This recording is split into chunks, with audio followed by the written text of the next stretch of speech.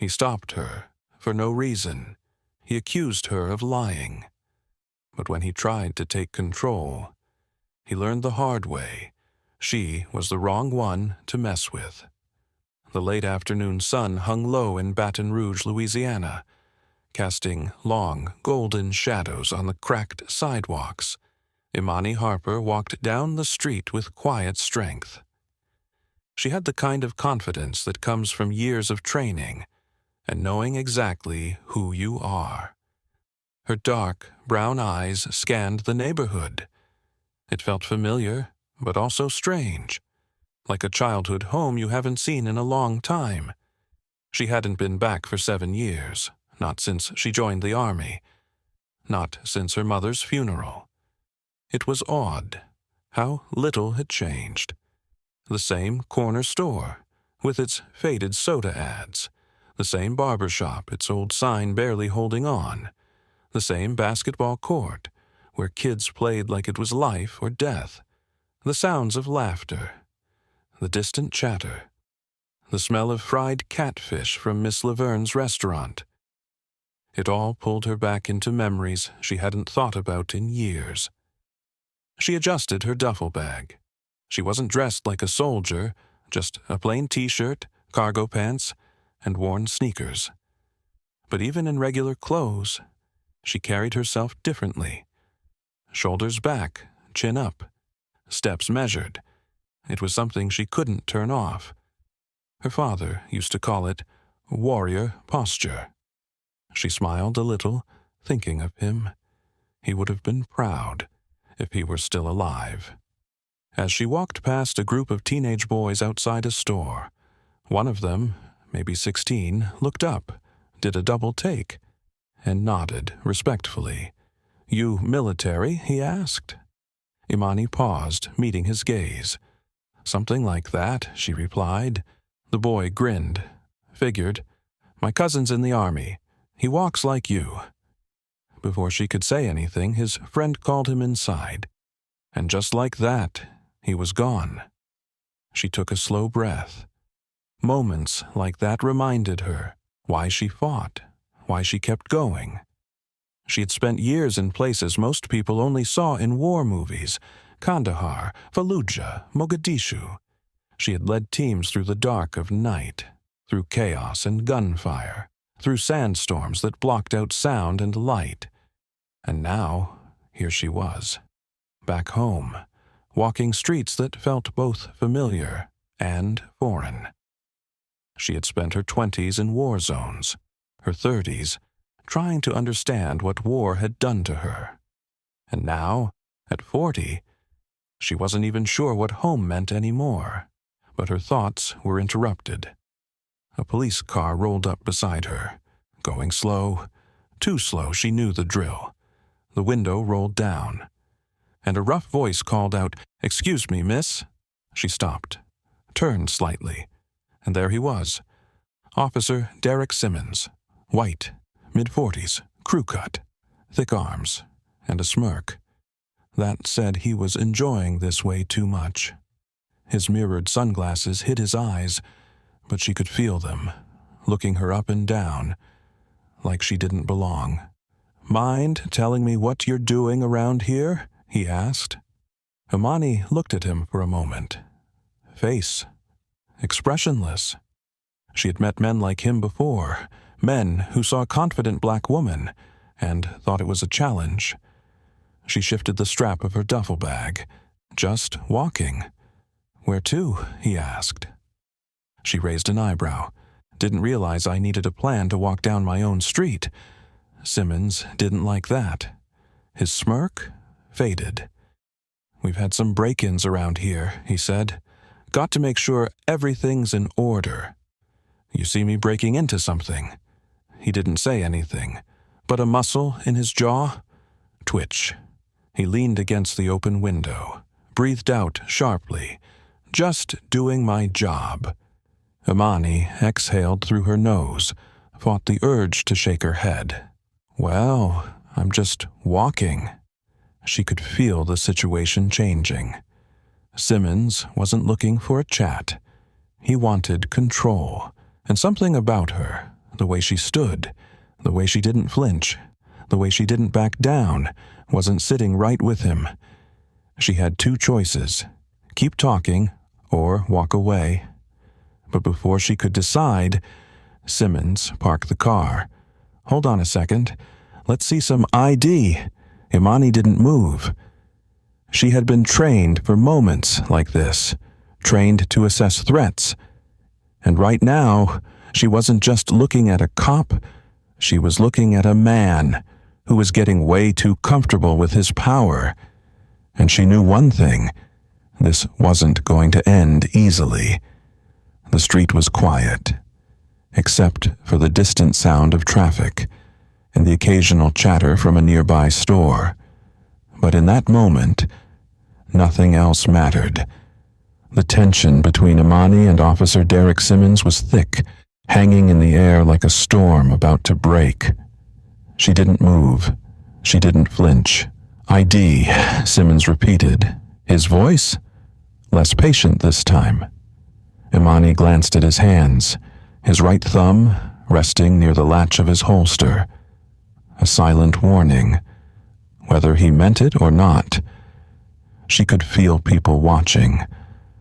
Some slowed down, watching, waiting. She reached into her pocket, slowly, keeping her movements measured. She pulled out her military ID and held it up. She didn't hand it over. Simmons squinted at it, then back at her. "Military, huh?" His tone was hard to read, but Imani had met men like him before, the kind who saw a woman like her and thought, her uniform wasn't enough. Her rank wasn't enough. "Where exactly do you serve?" "I don't answer unnecessary questions," she said calmly. Simmons exhaled through his nose. His lips pressed together. "That so?" Before she could react, he snatched the ID from her hand, turning it over between his fingers. A smug smirk spread across his face. "Navy SEALs," he read aloud, dragging out the words like they were a joke. "That's cute?" A flicker of heat went through Imani's chest. Not anger, annoyance. That same feeling she'd had 100 times before. Rooms full of men who assumed she didn't belong.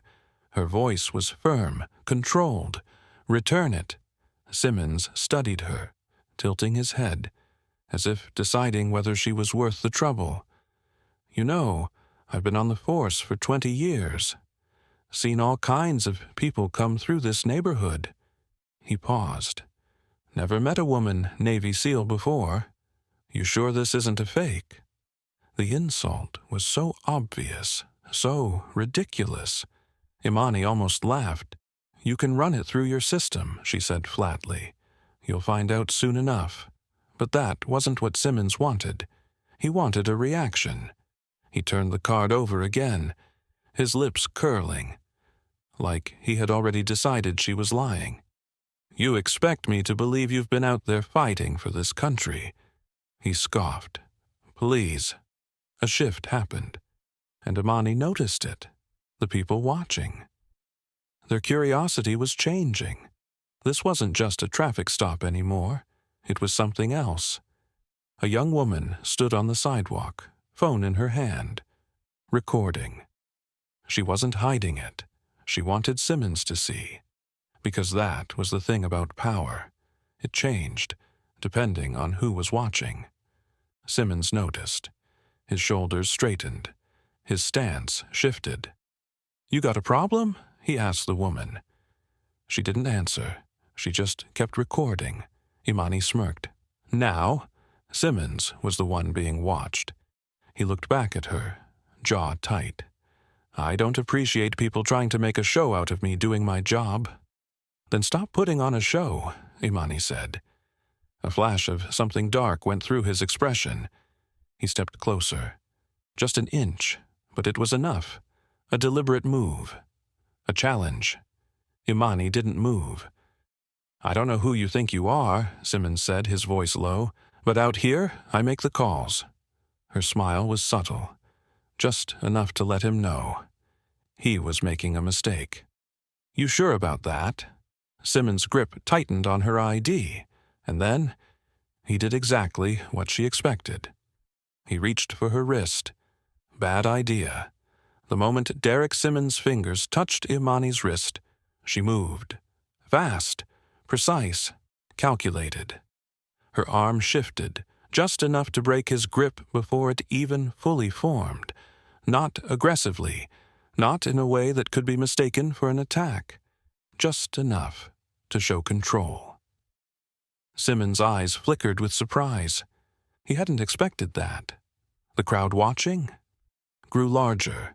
The woman with the phone took a step forward. A man across the street folded his arms, shaking his head.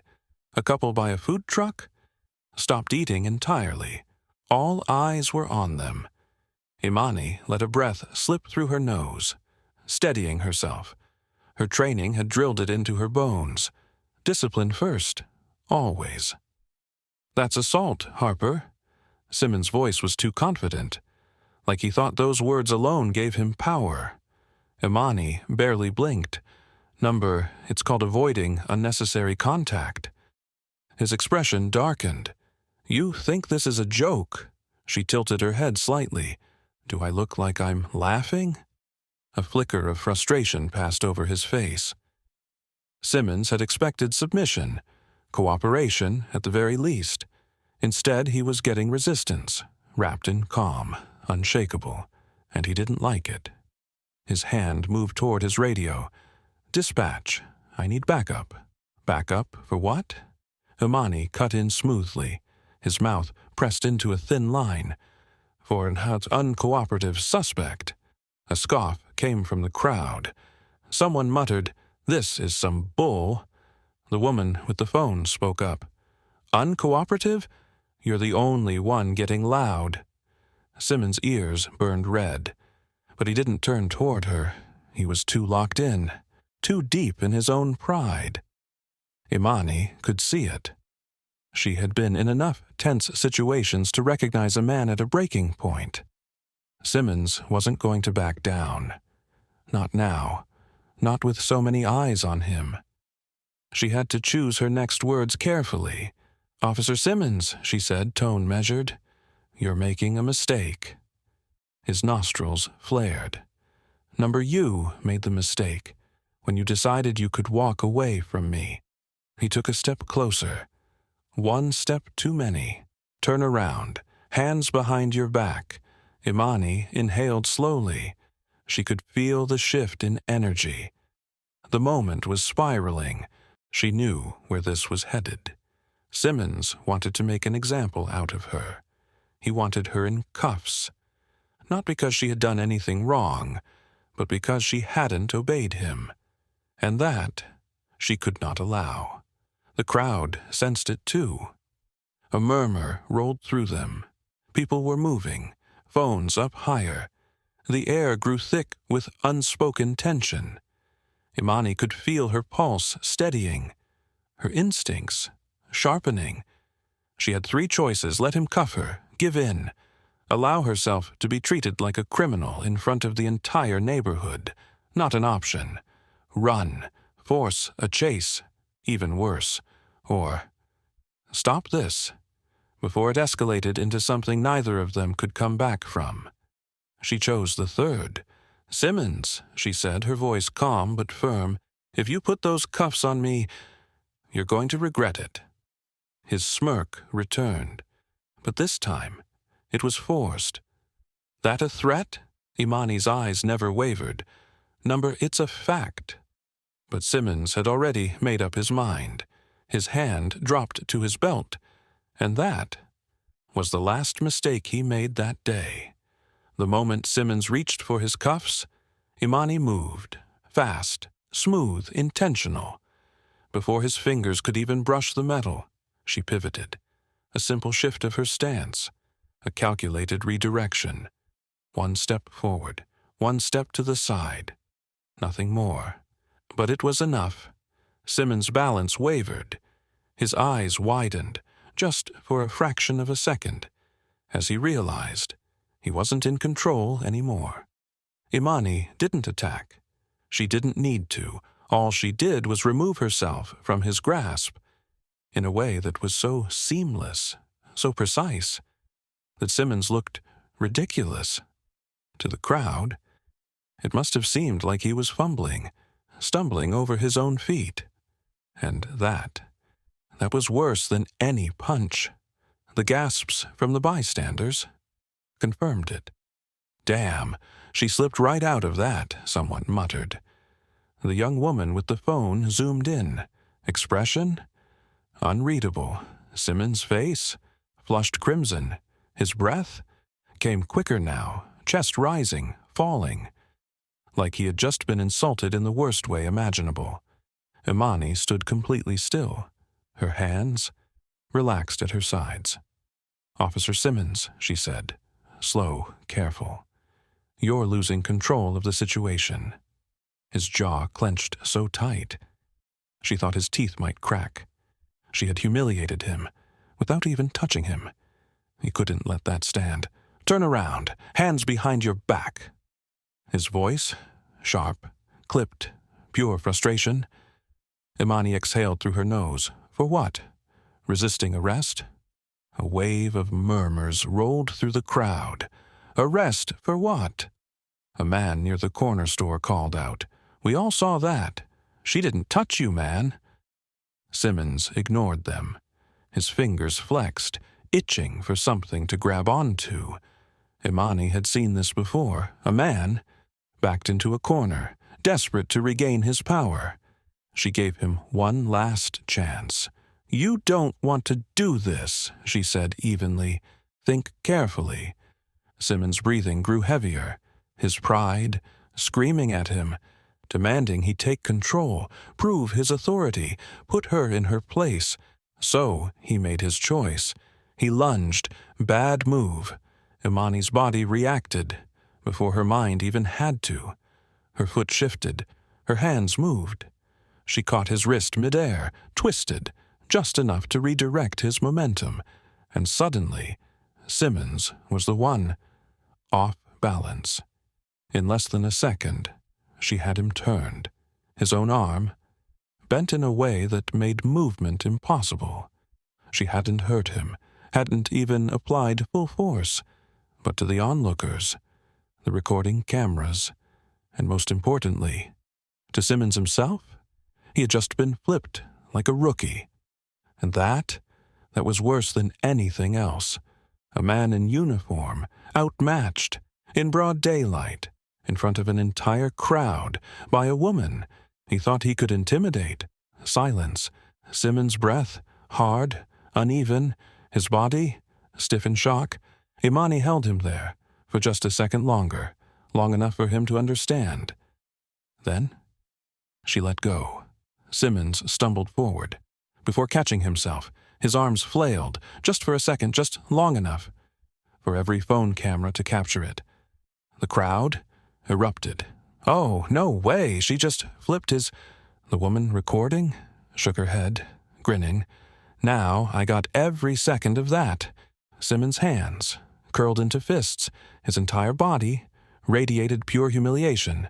Imani stayed completely calm. "Are we done?" Her voice steady. Simmons didn't answer. Couldn't answer. Then a new voice cut through the air. "What the hell is going on here?" A second patrol car had just pulled up. Sergeant William Burke, older, more experienced, and from the way his eyes flickered between them, he already knew something had gone very wrong. Burke stepped out of his patrol car with calculated authority. His sharp blue eyes flicked between Simmons, face red, hands clenched, breathing heavy, and Imani, standing calm, unshaken. But it wasn't just them anymore. The entire block was watching. Phones were up. Conversations stopped. People weren't just bystanders anymore. They were witnesses. Burke exhaled sharply. He already knew what happened. Still, he turned to Simmons first. "Officer Simmons, explain." Simmons' jaw worked, but no words came out immediately. He was too deep in his own humiliation, too rattled by the fact that he had just been flipped. In broad daylight, Imani could see the battle inside his head. He wanted to lie, to twist the story in his favor, to make himself the victim. But then, Burke's gaze swept over the camera's recording, the murmurs of the crowd, the unmistakable stain of public embarrassment. And Simmons knew there was no way out of this. "She resisted," he said finally, his voice low, strained. "Wouldn't comply, got aggressive." A scoff came from the young woman still filming. "That's a lie, and we all saw it." Burke didn't acknowledge her, but Imani caught the tightness in his expression. He wasn't buying it either. He turned to Imani. "Is that what happened?" She didn't rush her answer, didn't need to. "He stopped me for no reason.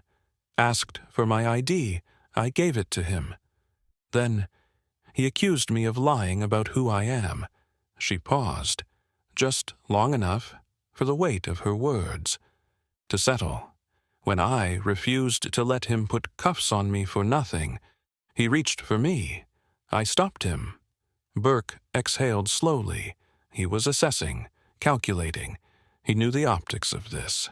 A white cop, a black woman, a crowd watching, phones up, a power struggle that had gone way too far. Then his eyes landed on the ID, still clutched in Simmons' hand. Burke's expression shifted. Recognition, then realization, then regret. Lieutenant Harper, Simmons' entire body, went still. The moment her rank left Burke's mouth, it was over. The murmurs in the crowd grew louder. Simmons' face paled, his posture stiffened. Imani didn't blink, didn't smirk, didn't gloat. She just waited. Burke's voice was quieter now, but sharper. "You're a Navy SEAL?" "Yes, sir." Silence. Burke's gaze flicked back to Simmons. "You knew that." Simmons' fingers twitched around the ID. Burke didn't wait for an excuse. He turned to the crowd. "Anyone have footage of this interaction?" At least 10 hands shot up. The young woman with the phone smirked. "I got everything." Simmons' breath hitched. He knew what was coming. Burke's voice was low, even. "Officer Simmons, you're relieved of duty, effective immediately." Gasps, whispers. A low ripple of disbelief. Simmons' face contorted, his hands balled into fists. "You can't be serious." Burke's tone, final, a warning. "I suggest you stop talking before you make this worse." Simmons' nostrils flared, his entire body trembling with rage, but he had nothing left. Imani held his gaze one last time. No words, just understanding. She had won, and he knew it. Burke turned to Imani. His posture shifted slightly. Not defensive, not aggressive, respectful. "Lieutenant Harper, do you wish to press charges?" The air stilled. Simmons froze. His breath shallow. The crowd leaned in, waiting. Imani let the question settle, let the weight of it hang over Simmons like a final judgment. Then she exhaled. "No." A ripple of surprise through the crowd. Simmons stared at her, stunned. Burke studied her for a long moment. "You sure?" Imani nodded. "I didn't come home looking for a fight. I just wanted to walk, in my own neighborhood."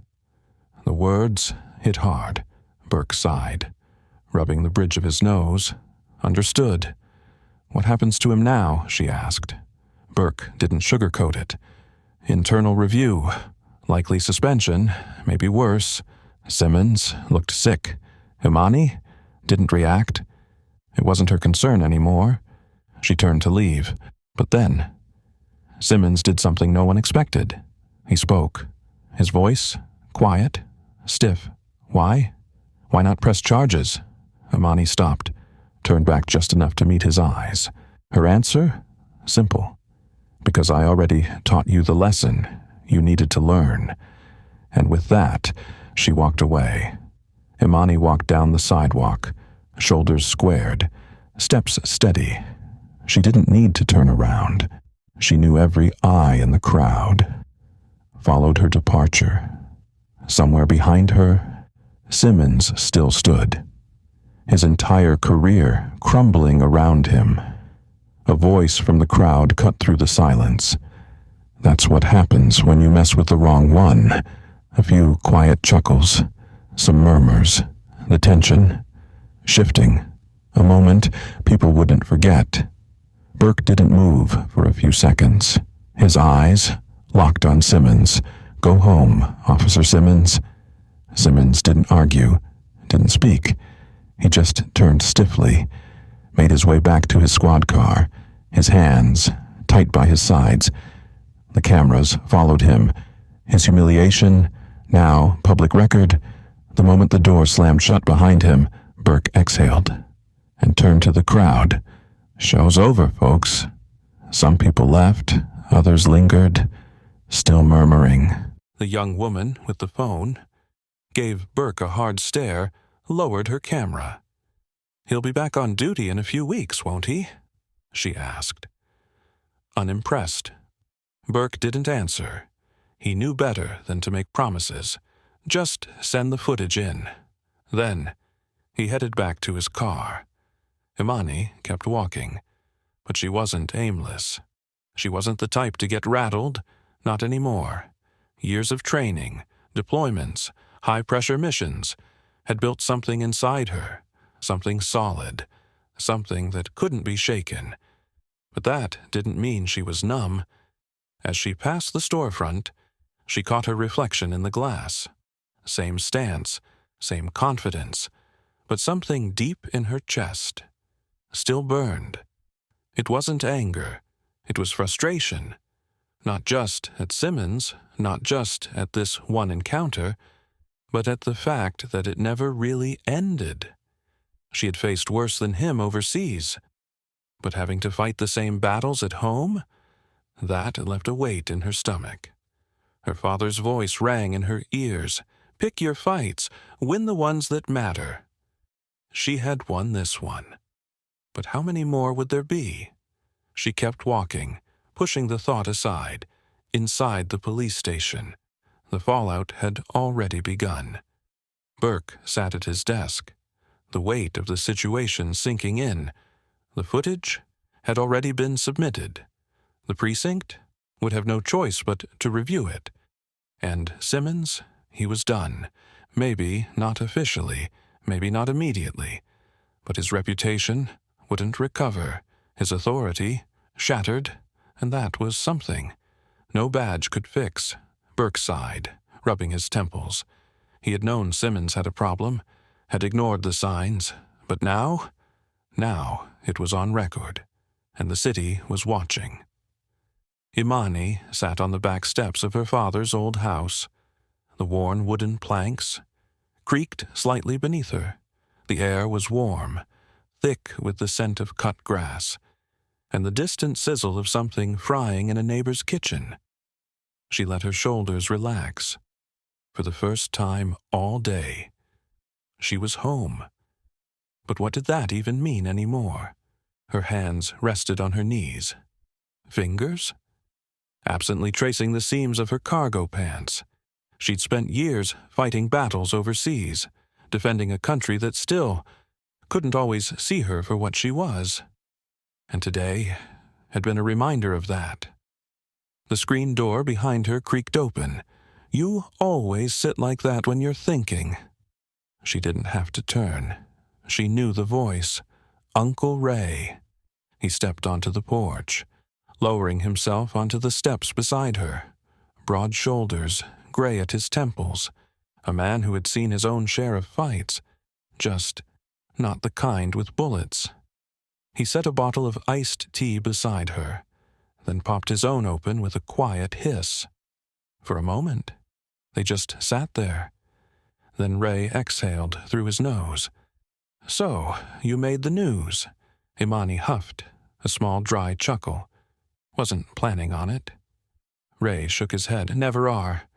But trouble finds us anyway." She picked up the bottle, rolling the condensation between her fingers. Wasn't trouble. Ray side-eyed her.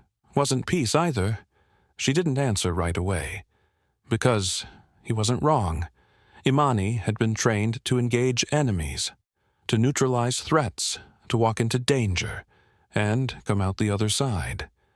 But what about battles like today? The ones that weren't fought with fists or weapons, but with perception, power, prejudice. She tilted the bottle back, letting the cold tea wash away the dryness in her throat. Ray watched her for a beat. Then he leaned forward, forearms resting on his knees. You handled yourself well, girl. She nodded slowly. Did what I had to. Ray chuckled. Just like your father.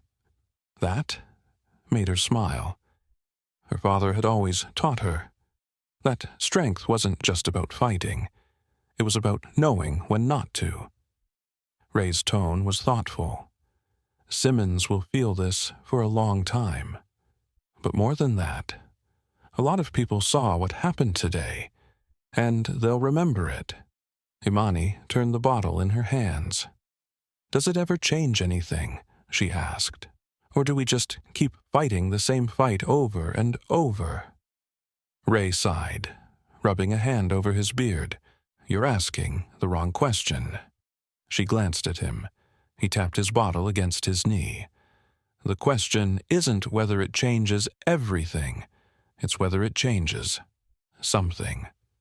Imani let that sink in, because he was right.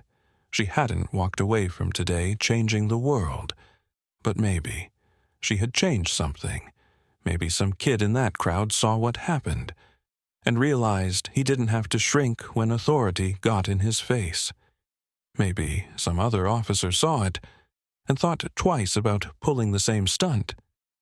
Maybe even Simmons, though she doubted it, would take a long, hard look at himself. And that was enough. For now. Ray nudged her with his elbow. So, what now? She exhaled, set her bottle down. I keep walking. Ray's grin was small, but full of pride. That's my girl. Sometimes. The real fight isn't about winning or losing. It's about standing your ground, even when the world tells you to step aside. It's about showing up, speaking up, and refusing to shrink. Because even if you don't change everything, you might change something. And sometimes that's enough to start the shift.